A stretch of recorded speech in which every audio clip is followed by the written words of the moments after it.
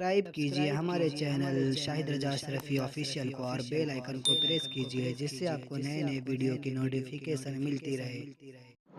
تو ناظرین السلام علیکم ورحمۃ اللہ وبرکاتہ۔ آج کا بیان حضرت مفتی سلمان اظہری کا بیان رہے گا۔ ربیع الاول کے حوالے سے بہت بہترین بیان ہے حضرت کا، تو پورا بیان ضرور سنیں اور اس پر عمل بھی کریں۔ اللہ سے دعا کرو کہ اللہ ہمیں نیک عمل کرنے کی توفیق عطا فرمائے، اس ربیع الاول کے صدقۃ الفیض سے ساری بلائیں مصیبتیں آفتیں دور کر دیں۔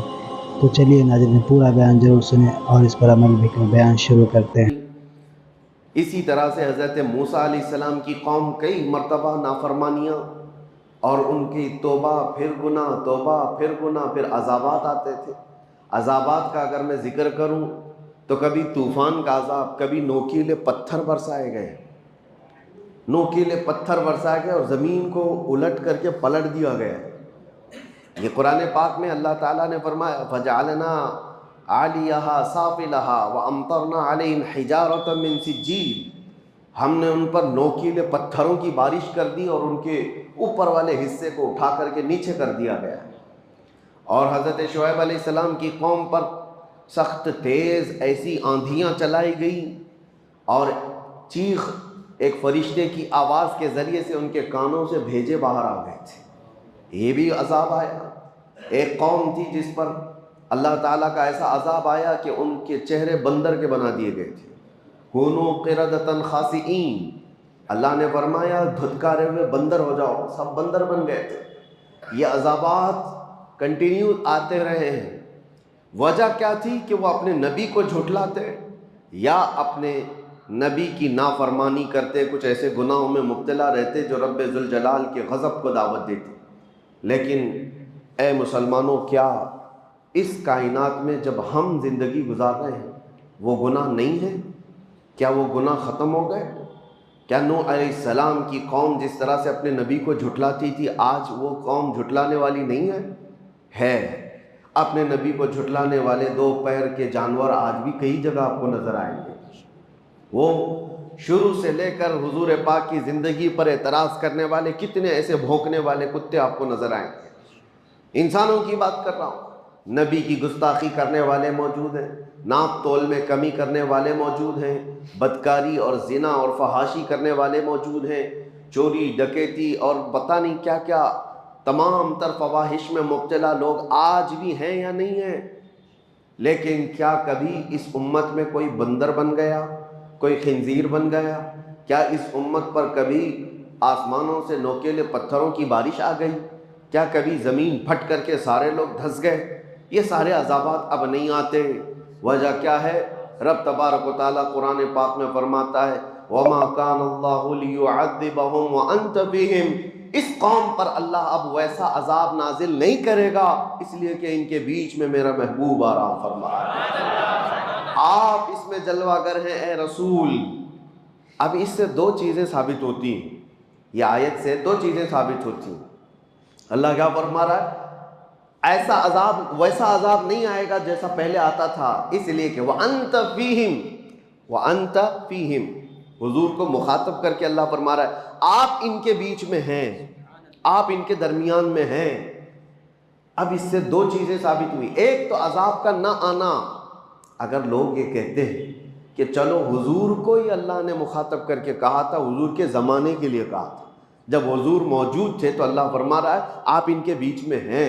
اب حضور کی جب وفات ہو گئی، حضور چلے گئے اپنی قبر پاک میں، تو اس کے بعد ایک 1300 سال سے زیادہ کا عرصہ گزرا کہ نہیں گزرا؟ اتنا لمبا عرصہ گزر گیا ہے تو پھر ابھی بھی وہ قانون باقی کیوں ہے؟ وہ حضور کے لیے کہا گیا تھا آپ ان کے بیچ میں ہیں، تو حضور جب تک تھے تو عذاب نہیں آنا چاہیے تھا۔ حضور جب تک ہیں کسی کو بندر نہیں بنایا گیا، حضور جب تک ہیں کسی کو زمین میں نہیں دھسایا گیا۔ حضور صلی اللہ علیہ وسلم جب قبر پاک میں چلے گئے تو پھر ویسی عذابات آنا چاہیے تھا، آسمان سے پتھر برسے، آگ برسے، پھر لوگوں کے چہرے بندروں کے ہو جائیں، لیکن عذابات نہیں آتے۔ وہ قانون آج تک چل رہا ہے اور قیامت تک چلے گا اللہ کا وہ قانون۔ وجہ یہ ہے کہ حضور پاک صلی اللہ علیہ وسلم کو جو اللہ نے فرمایا وَأَنْتَ فِيهِمْ، آپ ان کے بیچ میں ہیں، اس کا مطلب 63 سال ہی نہیں، قیامت تک آپ ان کے بیچ میں زندہ ہیں۔ یہی تو سنیوں کا عقیدہ ہے، تو زندہ ہے واللہ، تو زندہ ہے واللہ، میری چشم عالم سے چھپ جانے والے ہیں۔ وہ صرف پردہ فرمائے ہوئے ہیں، وہ آج بھی ہمارے بیچ میں موجود ہے، آج بھی بیچ میں ہمارے موجود ہیں۔ لوگوں کو جو کھجلی ہوتی ہے کہاں ہے؟ جب ہم سنی اس طرح کے عقیدے کی بات کرتے ہیں تو کہتے کہاں ہیں رسول، کہاں ہیں، ادھر ہیں کہ ادھر ہیں؟ مذاق میں اس طرح کی باتیں کرتے ہیں۔ کئی لوگوں کو دیکھا گیا مذاق کرتے ہیں، کیا دکھ رہا ہے تم کو، دکھ رہا ہے ہم کو، دکھ رہا ہے؟ نادان، تجھے کیا دکھے گا؟ حضور پاک صلی اللہ علیہ وسلم جب ہجرت فرما رہے تھے، یاد ہے تاریخ، مکہ سے مدینے کی طرف جا رہے تھے، رات کا وقت تھا، پورے کفار گھر کو گھیرا کیے ہوئے کھڑے تھے اور حضور ان کے بیچ میں سے نکل کر جا رہے تھے۔ واقعہ معلوم ہے، حضور ان کے بیچ میں سے جا رہے تھے، کنکریاں اٹھا کر اس طرح ماری تھی، یہ نہیں کہ کسی کے منہ پہ مارا، وہ ہوا میں اچھالی تھی، لیکن سب کے سب اندھے تھے، کوئی نہیں دیکھ پا رہا تھا۔ لیکن حضور صلی اللہ تعالیٰ علیہ وسلم کے ساتھ حضرت علی تھے، حضرت علی بھی دیکھ رہے تھے، حضور حضرت ابو بکر کے گھر گئے، ابو بکر بھی دیکھ رہے تھے۔ پتہ یہ چلا کفار و مشرکین کو یہ ذات نور نظر نہیں آتی ہے، اور جو اہل ایمان ہیں وہ دل کی قلب کی نگاہوں سے دیکھے تو سب نظر آتا ہے۔ آج جو یہ کہتے ہیں سنیوں، تم کہتے ہو کہاں ہیں حضور، آتے ہیں حضور جاتے ہیں، ہمیں تو نہیں نظر آتے۔ کہاں سے نظر آئے؟ دل کے کفر کو دور تو کرو، دل کے بغض کو دور تو کرو۔ ہم تو یہ کہتے ہیں وہ آئیں گے، آتے ہوں گے، ابھی آئیں گے، یہی سوچ کے ہم نے محفل کو سجا رکھا ہے۔ سنا ہے آپ ہر عاشق کے گھر تشریف لاتے ہیں، میرے گھر میں بھی ہو جائے چراغاں یا رسول اللہ۔ یہ طلب ہماری کس لیے ہے؟ ہماری طلب صرف حضور پاک کے دربار میں اسی لیے ہے کہ ہم ان کو زندہ جاوید اپنے درمیان موجود رسول تسلیم کرتے ہیں۔ اگرچہ اللہ تعالیٰ کے وعدے کے مطابق جو موت آنی ہے وہ سب کو آنی ہے، وہ حضور کو بھی آئی، انبیاء کو بھی آئی۔ اجل آنی ہے، فقط اتنی کہ آنی ہے۔ انبیاء کو بھی اجل آنی ہے۔ اعلیٰ حضرت فرماتے انبیاء کو بھی اجل آنی ہے۔ اجل کس کو کہتے ہیں؟ موت کو۔ انبیاء کو بھی اجل آنی ہے، مگر اتنی کہ فقط آنی ہے۔ آنی کا مطلب کیا ہوتا ہے؟ آن ایک سیکنڈ کو کہا جاتا ہے، ایک سیکنڈ کو آن کہا جاتا ہے۔ اور اعلیٰ حضرت فرما رہے ہیں انبیاء کو بھی اجل آنی ہے، مگر اتنی کہ فقط آنی ہے، ایک سیکنڈ کے لیے آنی ہے، اس کے بعد ان کی زندگی ہے۔ آج ہمارے درمیان حضور پاک صلی اللہ تعالیٰ علیہ وسلم کی بعثت اور ان کی ولادت پاک کا 1500 سالانہ جشن منایا جا رہا ہے۔ یہاں بہت ساری باتیں آتی ہیں۔ کچھ لوگ کہتے ہیں کہ دیکھو روایات تو بتاتی ہیں کہ حضور 8 ربیع الاول کو پیدا ہوئے تھے، کچھ کہتے ہیں کہ 12 کو، کچھ کہتے ہیں 17 کو، اختلاف ہے روایات میں۔ اعلیٰ حضرت نے بھی لکھا ہے، تو ہم سے بھی کہتے ہیں کہ آپ کمنٹس میں، میسیجز میں، کہ آپ 12 کو ہی پکڑ کے کیوں چلتے ہیں؟ ہم ان کو جواب دیتے ہیں میاں کوئی بات نہیں، آپ 8 کو تو منا لو، ہمیں 12 کو رہنے دو، اور ایک جماعت کو کہہ دو 17 کو منا لو، کسی جماعت کو کہہ دو 13 کو منا لو، تاکہ ساری روایتوں پہ ہو جائے۔ اور اگر آپ نہیں کہتے تو ہمیں اختیار دے دو، ہم 8 سے نہیں 1 سے شروع کر کے پورے ربیع الاول منائیں گے۔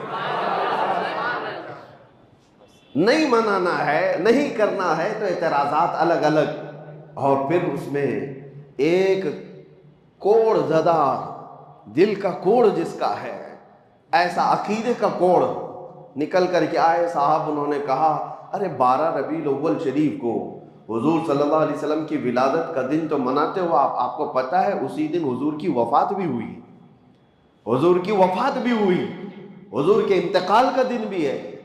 تو آپ دوسرے بزرگوں کے جس طرح انتقال کے دن کو مناتے ہیں، کیا حضور پاک صلی اللہ علیہ وسلم کے وفات کا غم نہیں کر سکتے؟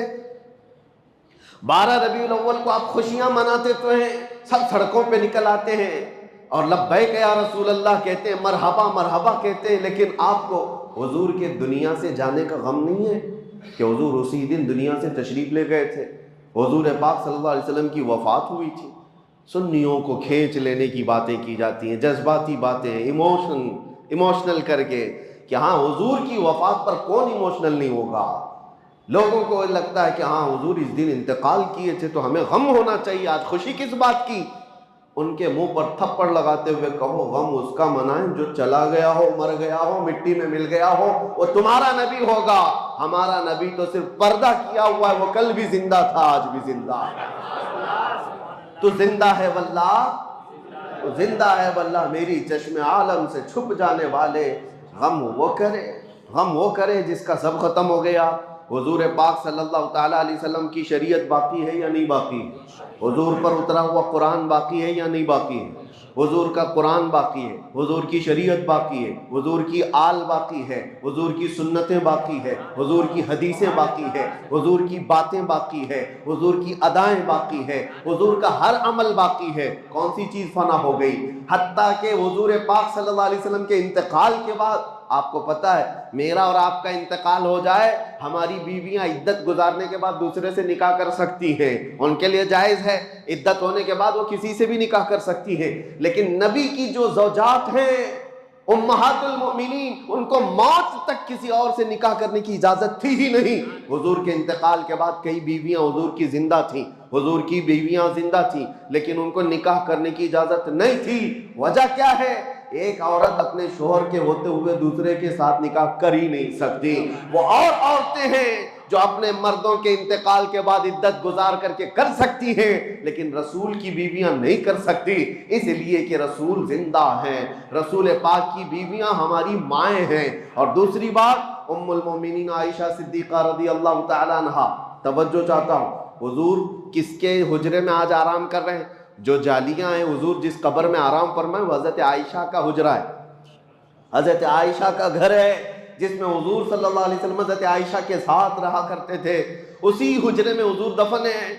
تو جب انتقال ہوا، حضور کا دفن ہوا، حضرت عائشہ قبر پر جاتی تھی اور بیٹھتی تھی گھنٹوں، حجرہ ان کا ہے، گھر ان کا ہے، حضور کے پاس بیٹھتی تھی۔ پھر اس کے بعد 2.5 سال کا عرصہ گزرا کہ حضرت ابوبکر صدیق کا انتقال ہوا۔ اور حضرت ابوبکر صدیق کون ہیں؟ حضرت عائشہ کے باپ ہیں، والد ہیں، ان کو بھی حضور کے پہلو میں دفن کر دیا گیا۔ پھر بھی حضرت عائشہ کے پاس چابی تھی، حجرہ کھولتی تھی، بیٹھتی تھی، ایک طرف شوہر ہے اور ایک طرف باپ ہیں، دونوں کی قبروں پر بیٹھتی تھی، زیارت کرتی یا وہ کافی وقت اس حجرے میں گزارتی۔ پھر عرصہ گزرا کہ حضرت عمر ابن خطاب کا انتقال ہوا۔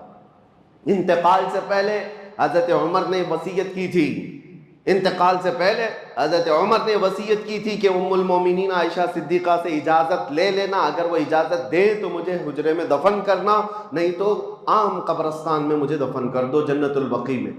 لوگوں نے آ کر کے حضرت عائشہ سے پوچھا، عمر کی خواہش ہے اندر دفن ہونے کی، آپ کیا کہتی ہیں؟ حضرت عائشہ کہتی ہوں میں نے اپنے لیے رکھی تھی، لیکن عمر کو میں ترجیح دیتی ہوں، عمر ابن خطاب کے لیے وہ جگہ دے دیتی ہوں۔ چابی دے دیا۔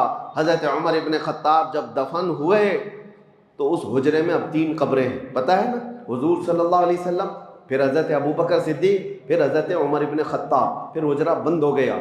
حضرت عائشہ صدیقہ رضی اللہ تعالیٰ عنہ کے پاس جو چابی تھی وہ آپ نے دے دی امت کے حوالے، اور اس کے بعد قبر کے پاس نہیں جاتی تھی، کبھی نہیں جاتی تھی، کبھی نہیں جاتی۔ اب پوچھو میرے عزیزو، حضرت عائشہ سے پوچھا گیا کہ آپ تو پہلے ہر دن جاتی، قبر کے پاس بیٹھتی، وقت گزارتی، اب کیوں نہیں جاتی؟ حضرت عائشہ کہتی ہیں پہلے تو رسول اللہ تھے، میرے شوہر ہیں، میرے باپ ابو بکر تھے، میرے باپ ہیں، وہ میرے محرم تھے۔ جب سے حضرت عمر آ گئے میرے لیے وہ غیر محرم ہے، میں ان سے پردہ کرنے کی وجہ سے نہیں جاتی ہوں، زندگی میں بھی ان سے پردہ کرتی تھی اس لیے نہیں جاتی ہوں۔ اب حضرت عائشہ سے کوئی سوال تو کرے، پردہ کس سے ہوتا ہے؟ پردہ زندوں سے ہوتا ہے کہ مردوں سے ہوتا ہے؟ ام المومنین عمر ابن خطاب سے پردہ کر کے بتا رہی ہے کہ عمر ابن خطاب اپنی قبر میں دیکھ رہے ہیں جو آ رہا ہے، جو جا رہا ہے۔ جب عمر سے حضرت عائشہ کا عقیدہ یہ ہے تو پھر حضور پاک کی حیات کا عالم کیا ہوگا؟ عزیزان گرامی وقار، یہ باتیں میں آپ کو اس لیے بتا رہا ہوں کہ جو کنفیوز کرنے کی کوشش کرے، معاذ اللہ رب العالمین، کچھ کتابیں بازاروں میں ایسی بھی نکل کے آئی ہیں اردو کی، چھپی نہیں ہیں، آج بھی چھپی ہوئی ہیں، رسول اللہ مر کر مٹی میں مل گئے، معاذ اللہ، نعوذ باللہ من ذالک، یہ باتیں لکھی ہوئی ہیں، اور اس کی آج تک لوگ تعویل کرتے ہیں، ہمارے کہنے کا مطلب یہ تھا، ہمارے کہنے کا مطلب وہ تھا۔ نادان ظالم، کسی کو گالی دے کر کے تو مطلب نکالے گا؟ کسی کو ماں کو کسی کے باپ کو کہہ کر کے بعد میں پھر مطلب نکالو گے؟ وہ رسول پاک صلی اللہ تعالیٰ علیہ وسلم جہاں کے متعلق صحابہ کو اللہ فرماتا ہے لا ترفعوا اصواتکم فوق صوت النبی، اپنی آوازیں نبی کی آواز پر بلند مت کرنا، ورنہ کیا ہوگا؟ ان تحبط اعمالکم وانتم لا تشعرون، تمہارے اعمال ضائع کر دیے جائیں گے، تجھے خبر بھی نہیں ہوگی۔ یہ کس کو اللہ فرما رہا ہے؟ ایرے غیرے کو نہیں، صحابہ کو اللہ فرما رہا ہے۔ صحابہ جو امت کے سب سے اعلیٰ انسان تھے، ان کو اللہ فرما رہا ہے نبی کے دربار میں بیٹھو تو آوازیں اونچی نہ کرو ان کے لیے، اور تم کتابوں میں کچھ بھی لکھ مارو اور پھر کہو کہ ہمارا مقصد یہ نہیں تھا، ہمارا مطلب یہ نہیں تھا۔ وہ صحابہ کرام حضور صلی اللہ تعالیٰ علیہ وسلم کی بارگاہ میں کیا کہتے تھے پتہ ہے؟ راعینا یا رسول اللہ، جب انہیں کوئی بات سمجھ میں نہیں آتی تو کہتے تھے راعینا یا رسول اللہ، ہماری رعایت کیجئے اللہ کے رسول۔ یہودیوں کی زبان میں یہ لفظ دوسرا معنی رکھتا تھا۔ یہودی راعینا کا مطلب یہ سمجھتے تھے ہمارا چرواہا، اور وہ مذاق اڑاتے تھے کہ دیکھو یہ صحابہ رسول کو کہتے ہیں ہمارا چرواہا، معاذ اللہ، یہ مذاق ہو رہا تھا۔ رب تبارک و تعالیٰ نے آیت نازل فرمائی یا ایھا الذین آمنوا لا تقولوا راعینا، اے ایمان والو رسول کے پاس جب بیٹھو تو راعینا مت کہنا۔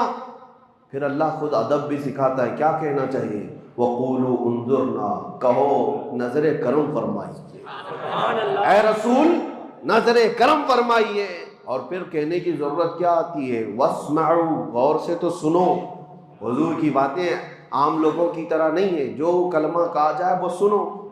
اب پھر جانتے ہو صحابہ کرام ایسا سنتے تھے حضور کی باتوں کو، اور نقل ایسا کیا ہے حدیثوں میں، ایک حرف بھی اگر ادھر سے ادھر ہوا تو صحابہ کہتے یہ حدیث ہے ہی نہیں، یہ حدیث ہی نہیں ہے۔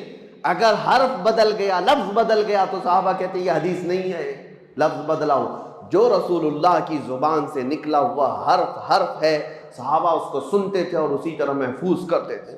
عزیزان گرامی اوقات، اس دربار عالی جاہ کا ادب اللہ سکھا رہا ہے، اور یہاں لوگ بڑے بھائی کی طرح، کبھی مر کر مٹی میں ملنے کی طرح، نعوذ باللہ، ان کے علم کو کسی اور سے، جانوروں سے تشبیہ دیں۔ ہمیں بولنے میں بھی دقت ہوتی، ایکسپلین کرنے میں بھی جو ظالموں نے کہا ہے وہ دقت آتی ہے، پریشانی ہوتی ہے کہ کیسے نبی پاک صلی اللہ تعالیٰ علیہ وسلم کی بارگاہ میں یہ کہہ کر پھر اس کی تعویل کی جا رہی ہوں۔ اللہ ایسے برے عقیدوں سے ہماری حفاظت فرمائے۔ اسی لیے اعلیٰ حضرت امام اہل سنت فاضل بریلوی رضی اللہ تعالیٰ عنہ سے پوچھو رسول پاک صلی اللہ تعالیٰ علیہ وسلم کا مقام و مرتبہ، انہوں نے کہیں ایک شبہ والا لفظ بھی ایسا ویسا ہو سکتا ہے، نہیں سکتا ہے، نہیں، بلکہ جب بھی بارگاہ مصطفیٰ میں کہا ہے وہ الفاظ استعمال کیے کہ آج بھی عقلیں دنگ ہیں اور حیران ہیں۔ تو ناظرین، ویڈیو اگر اچھی لگی تو ضرور ویڈیو کو لائک کریں، اور ہمارے چینل پر اگر نئے ہیں تو ضرور سبسکرائب کریں، اور اللہ سے دعا کریں کہ اللہ ہمیں نیک عمل کرنے کی توفیق عطا فرمائے، ہر بلا مصیبتوں سے، پریشانیوں سے، آفتوں سے، بیماریوں سے حفاظت فرمائے۔ اس ربیع الاول کے صدقۃ الفیض سے ساری مصیبتیں، ساری آفتیں، بلائیں دور عطا کریں، اور ہمیں 5 وقت کی نماز پڑھنے کی توفیق عطا فرمائے۔ ناظرین، آپ سے درخواست اپیل ہے کہ ہمارے چینل پر اگر نئے ہیں تو ضرور سبسکرائب کریں، سپورٹ کریں، انشاءاللہ اللہ تعالیٰ اس کا اجر ضرور عطا کرے گا۔ تو چلیے ناظرین، ملتے ہیں اگلی ویڈیو میں، تب تک کے لیے السلام علیکم ورحمۃ اللہ وبرکاتہ۔